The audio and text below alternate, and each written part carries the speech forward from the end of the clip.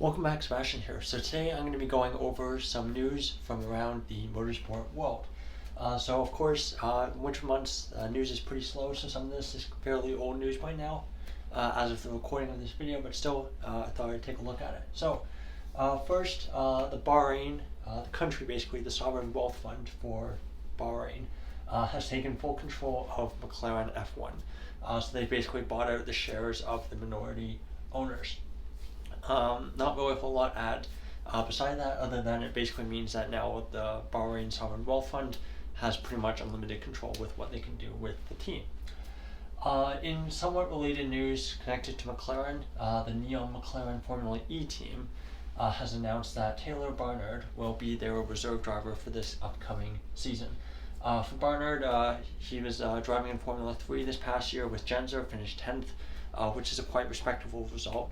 Given that Genzer's never been known to be a particularly good team in Formula 3.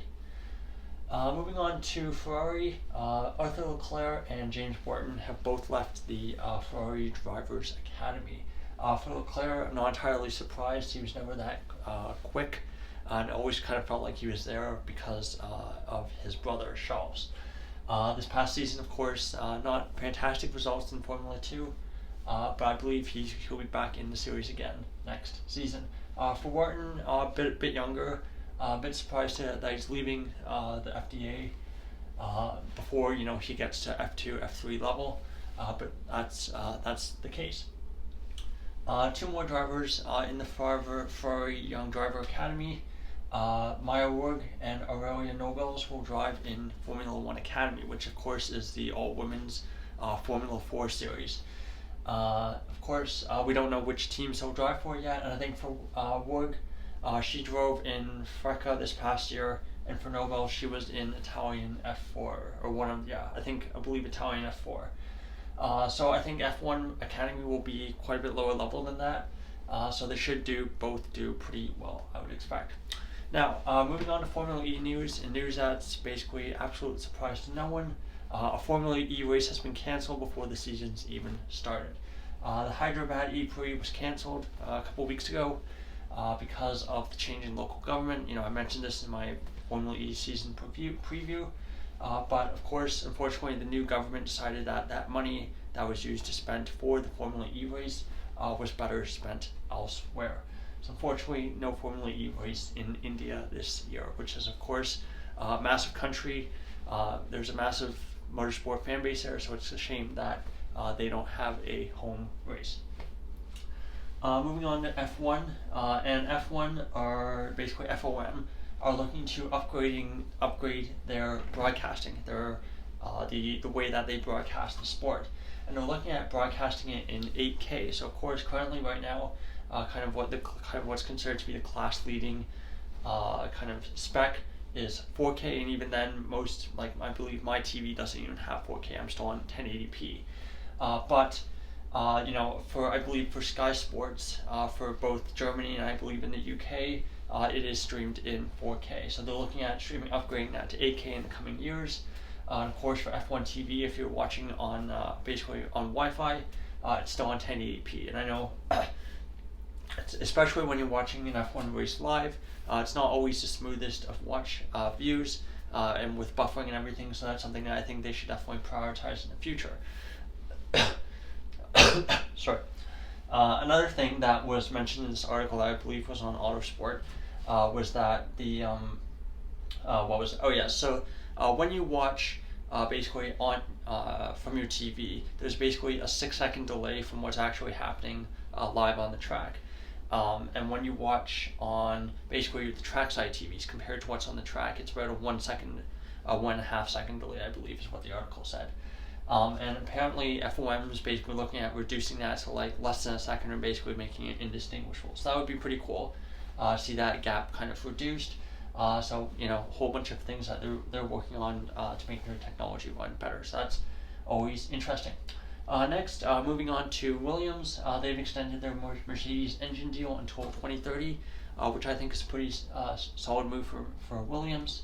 The Mercedes engines, at least for the next 2 years, should be pretty solid. Although at this point, all of the engines, bar the Renault engine, are pretty much all equal anyway, so it doesn't really matter.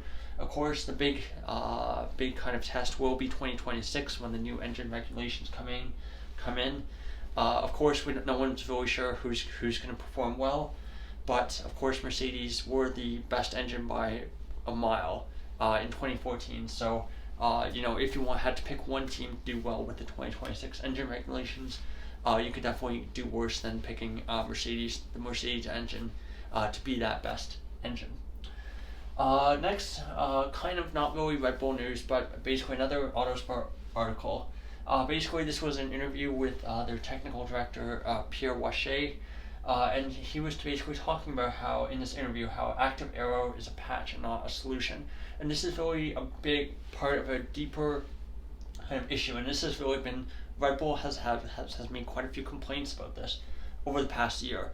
And it's really about the fact that the way that the engine regulations have been set up, where the power is 50% from the ICE, 50% from the electrical components, that basically when you use up all of the battery on the straights, you basically start clipping out like halfway down the straights at circuits such as Monza, and basically between a combination of the weight and the way that the fact that the F1 cars are fairly draggy, basically they thought of the engine regulations first, didn't think of the chassis regulations, and then now that they're trying to design those chassis regulations, they found that the F1 cars, the 2026 F1 cars on the sim at least, aren't the best to drive. So they're considering putting active aero on the cars to kind of reduce drag down the straights, so you don't have these issues where they actually basically start slowing down halfway down the straights because of their hybrid system. Of course, perfect solution, but we'll see what happens in the coming years. Lastly, just kind of see confirmation news for a couple series. So, Formula Regional Middle East series that's starting up this coming weekend. I'll be watching a couple races, might do a video or two reviewing them if I feel like I can. So Rafael Camara, Ugo Chukwu, Arvid Lindblad have all been announced to be driving for Prema. So that's one of the stronger teams in the series. So they should do pretty well. UAE F4. So this is the support series for Formula Regional Middle East. So Formula Regional is basically an F3 series, basically a tier below International F3. But basically it's the same kind of car that you would have for the Formula Regional European series, and many drivers basically use it as kind of practice for the upcoming F3 season. For UAE F4, Dorian Pant is to drive for Prema. Of course, that's notable. She was one of the drivers who drove in the Iron Dames program in LMP2 this past season. Looked very, very good. Quite a good, strong driver. Of course, with LMP2 not really being a class, no, I'm trying to think of this, if I can get this right. Basically, the seat that she had last year with Prema in LMP2 doesn't exist this year. So she's kind of switching to single seaters this year. To start that, she'll be driving UAE F4 this coming year. Last, for Super Formula in Japan, Juju Noda is announced to be driving for TGM Grand Prix, which is one of the lower ranked teams in Super Formula this past season, 2023. I don't really know how to feel about this. I feel like for Noda, F1 Academy would have been the perfect series for her. Of course, she's had a very strange, very confusing motorsport career to this date. Of course, being managed by her father. I do think that she'll be quite out of her depth in Super Formula, given that it is quite a competitive series. Very, very quick cars as well, but we'll see how this goes. So anyway, that's kind of recent motorsport news. Thank you so much for watching, and goodbye.